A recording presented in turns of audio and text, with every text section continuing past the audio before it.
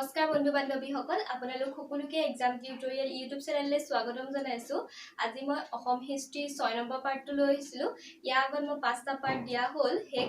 হেকেইটা video যদি আপোনালোকে চোৱা নাই হেকেইটা ভিডিও আপোনালোকে চাই ল'ব আলোচনা কৰিবলগীয়া বিষয়টো হৈছে শৰাইঘাটৰ ৰণ আৰু এই শৰাইঘাটৰ ৰণৰ পৰা অসমত যিমানবিলাক পৰীক্ষা হৈ থাকে প্ৰতিটো পৰীক্ষাতে কিন্তু এই শৰাইঘাটৰ ৰণৰ পৰা কিন্তু প্ৰশ্ন অহা দেখা যায় আপোনালোক সকলোৱে জানে যে সম্ৰাট ঔৰংজেবৰ নেতৃত্বত 1662 খ্ৰীষ্টাব্দত কিমান খ্ৰীষ্টাব্দত 1662 খ্ৰীষ্টাব্দত মিৰ্জুমলাক অসমলৈ পঠিয়াইছিল সম্ৰাট ঔৰংজেবে আৰু যেতিয়া মিৰ্জুমলা অসমলৈ আহিল তেতিয়া মিৰ্জুমলাই কি কৰিলে সেই সময়ৰ ৰাজধানী গড়গাঁও অধিকাৰ কৰি লৈছিল আৰু সেই সময়ৰ ৰজা আছিল জয়ধ্বজ সিংহ আৰু জয়ধ্বজ সিংহই তেতিয়া কি কৰিলে যিহেতু মিৰ্জুমলাই গড়গাঁওখন অধিকাৰ কৰি লৈছিল আৰু সেই অধিকাৰ কৰাৰ পাছত জয়ধ্বজ সিংহই আৰু সেই ৰাজধানী এৰি পলাই গুচি গৈছিল তাৰ পিছত এখন সন্ধি স্বাক্ষৰিত হৈছিল আৰু সেই সন্ধিখনৰ নাম হৈছে ঘিলাজাৰী ঘাটৰ সন্ধি আৰু সেই সন্ধিখনৰ নাম হৈছে ঘিলাজাৰী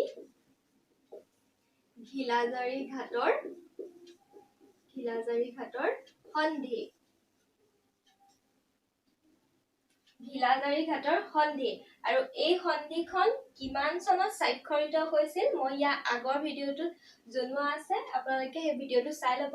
আপোনালোকৰ যদি মনত আছে আপোনালোকে কমেন্ট বক্সত জনাবচোন কিমান চনত এই সন্ধিখন স্বাক্ষৰিত হৈছিল এই সন্ধি স্বাক্ষৰিত হোৱাৰ পাছত বহু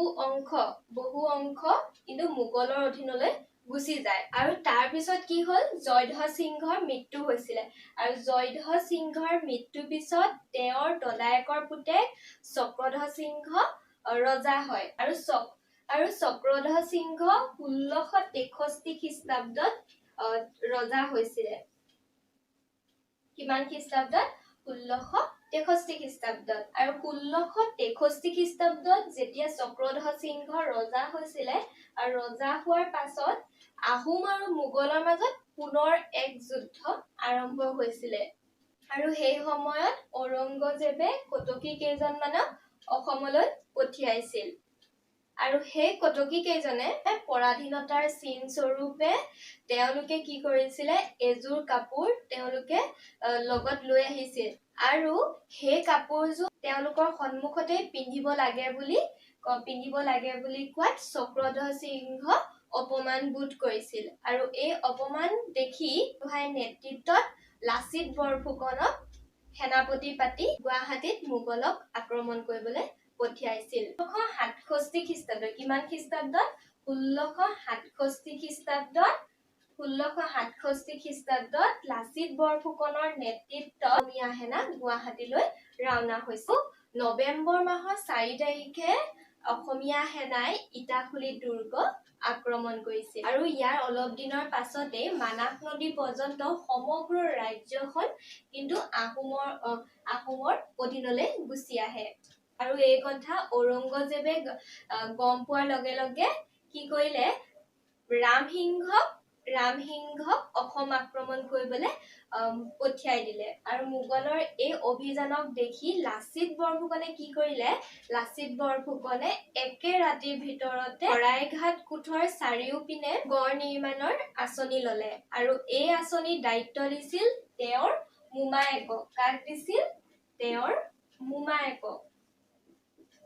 মোমায়েকক এই আঁচনি দিছিল যাতে মোমায়েকে একে ৰাতিৰ ভিতৰতে শৰাইঘাট কোঠৰ গড়টো নিৰ্মাণ কৰিব পাৰে কিন্তু মোমায়েকে এই কামটো কৰিব নোৱাৰিলে আৰু কৰিব নোৱাৰাৰ কাৰণে লাচিতে কি কৰিলে তৰোৱালেৰে মোমায়েকক কি কৰিলে দুটুকুৰা কৰি দিলে আৰু দুটুকুৰা কৰি তেওঁ চিঞৰি ক'লে যে দেশতকৈ মোমাই ডাঙৰ নহয় সেই বুলি তেওঁ ক'লে আৰু এই যে ক'লে দেশতকৈ মোমাই ডাঙৰ দেশতকৈ মোমাই ডাঙৰ নহয়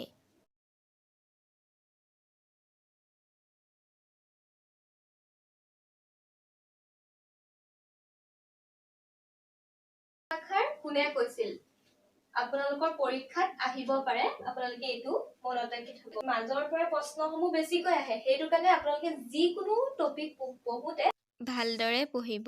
তেতিয়াহে আপোনালোকে প্ৰতিটো কথা আপোনালোকে গম পাব আৰু যেনেকুৱা ধৰণৰ প্ৰশ্নই নাহে তেতিয়া আপোনালোকৰ পৰীক্ষাত উত্তৰ কৰিবলৈ সহজ হ'ব আৰু এই কথাষাৰ কোনে কৈছিলে লাচিত বৰফুকনে কিয় কৈছিলে মই কলোৱে মোমায়েকক তৰুৱালেৰে তেতিয়া দুটুকুৰা কৈছিলে তেতিয়াই তেওঁ এই কথাষাৰ কৈছিল আৰু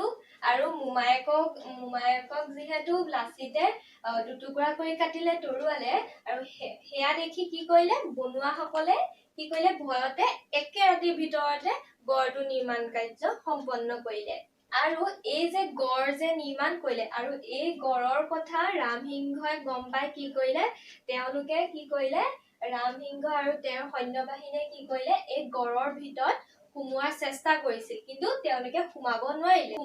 নোৱাৰাৰ কাৰণে তেওঁলোকে কি কৰিলে আলাবৈ পাহাৰৰ ওচৰত পুত মাৰিছিলে আৰু 1669 খ্ৰীষ্টাব্দত লাচিত বৰফুকনৰ ইচ্ছা নথকাৰ সত্ত্বেও কিন্তু আলাবৈ যুদ্ধ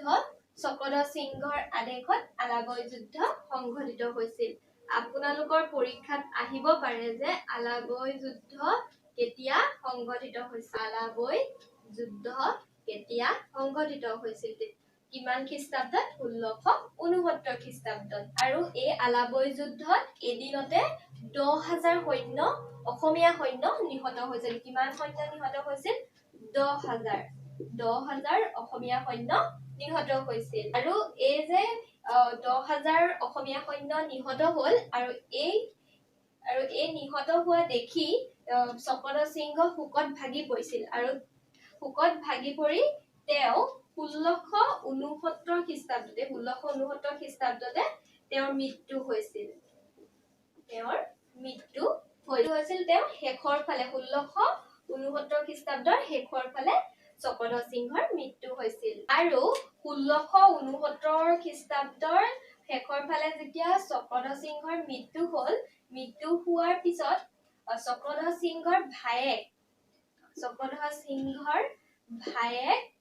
উদয়াদিত্য সিংহ ৰজা হয় কোন ৰজা হয় উদয়াদিত্য সিংহ ৰজা হয় আলাবৈ যুদ্ধত তাৰ পিছত ৰামসিংহই কি কৰিলে লাচিত বৰফুকনলৈ এখন চিঠি পঠালে তাতে তেওঁলোকে গুৱাহাটী এৰি যায় কিন্তু উদয়াদিত্য সিংহই কিন্তু এই প্ৰস্তাৱ নাকচ কৰিছে এই সময়ত লাচিত বৰফুকন অসুস্থ হৈ আছিল আৰু লাচিত বৰফুকন অসুস্থ হৈ আছিল যদিও তেওঁ কি কৰিছিলে সেই সময়ত যুদ্ধত নামি পৰিছিল বৰফুকন যদিও অসুস্থ আছিল তথাপিও তেওঁ নিজৰ নাৱত উঠি তেওঁ যুদ্ধত নামি পৰিছিল আৰু 1671 খ্ৰীষ্টাব্দত মোগল পৰাস্ত হৈছিল যেহেতু ৰামসিংহ আৰু তেওঁৰ সৈন্যবাহিনী পৰাস্ত হৈছিল আৰু ইয়াৰ লগে লগে তেওঁ ৰামসিংহও নিজ দেশলৈ গুচি গৈছিল আৰু অসমীয়া সৈন্যই তাৰ পিছত কি কৰিলে মোগলৰ সৈন্যসকলক কি কৰিলে খেদি নি মানাহ নদী পৰ্যন্ত তেওঁলোকক থৈ আহিল আৰু ইয়াৰ পাছত কেতিয়াও কিন্তু মোগলসকল অসম আক্ৰমণ কৰিবলৈ অহা নাছিল আৰু এয়াই হৈছে শৰাইঘাটৰ যুদ্ধ আপোনালোকৰ পৰীক্ষাত শৰাইঘাটৰ যুদ্ধৰ ওপৰত প্ৰশ্ন আহে গতিকে আপোনালোকে শৰাইঘাটৰ যুদ্ধ কাৰ মাজত হৈছিল কিমান খ্ৰীষ্টাব্দত হৈছিল এইসমূহ মনত ৰাখি থব আজি ভিডিঅটো মই ইমানতে সামৰিব লাগিব যদি আজি ভিডিঅটো আপোনালোকে ভাল পালে তেন্তে লাইক কমেন্ট আৰু লগৰ বন্ধু বান্ধৱীৰ লগত ভিডিঅটো শ্বেয়াৰ কৰিব আৰু যদি চেনেলটো এতিয়ালৈকে সাবস্ক্ৰাইব কৰা নাই চেনেলটো সাবস্ক্ৰাইব কৰি দিব আজিলৈ আহো ধন্যবাদ